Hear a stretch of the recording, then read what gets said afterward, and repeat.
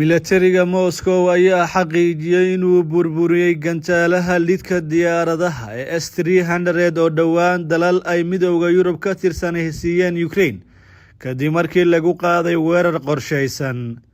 Wasaaradda Difaaca ee dalka Ruushka oo bayaan soo saartay ayaa xaqiijisay jiritaanka howlgal qorsheysan oo lagu burburiyay gantaalaha lidka diyaaradaha ee S-300 kaasi oo dhowaan gacanta waddanka Ukraine soo galay si ay qayb uga dhigto isuguna difaacdo duulaanka Ruushka uu ku hayo.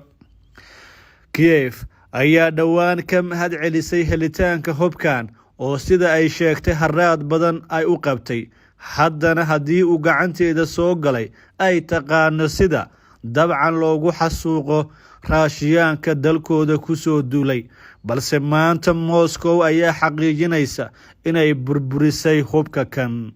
Maalmo ka hor Slovakia ayaa caddaysay inay dhowr bateri oo ah gantaalahan dhulka cir ee S-300 oo Soviet sameeye ah ugu deeqday Kiev si ay qayb uga dhigto hanaankeeda isdifaaca kadib duulaan bil iyo maalmo dheeraada ku socda oo Moscow uga yimi. Xogsiinteeda joogtada ee ku saabsan howlgalka militari ee ka socda Ukraine. Wasaaradda gaashaandhigga waddanka Ruushka oo bayaan soo saartay ayaa xaqiijisay in ay ka war heshay meel ka mid ah Ukraine oo lagu qarinayo hubka culus kaasi oo la doonayo in lagu dhibaateeyo howlgalka militari ee Moscow ay soo minguurisay ee ka socda Kiev.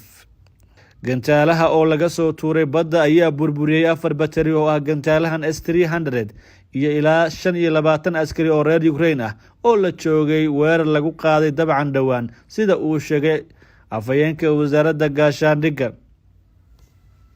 Igor Konashenkov.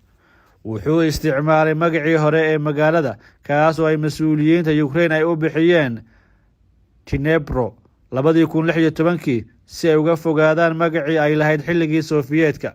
Saraakiisha Ruushka ayaa sidoo kale sheegay inay duqeyn kale oo ka gaar ah ku burburiyeen raadaarkii gantaalahan S-300 kaasoo dhacay dhowaan sida ay xaqiijiyeen warbaahinta. Generaalku ma uusan cayimin tan ay ka tahay tuulooyinka badan ee magacaas wata ee Ukraine ku yaal ee ula jeeday, mana uusan sheegin in raadaarka uu ka mid yahay bateriga uu bixiyay dalkan shisheeye iyo in kale. Ruushka ayaa horey ugu goodiyey inuu bartilmaamaysan doono hubka ay reer galbeedku ku gurayaan dalka Ukraine oo uu ku tilmaamay bartilmaameed sharci ah.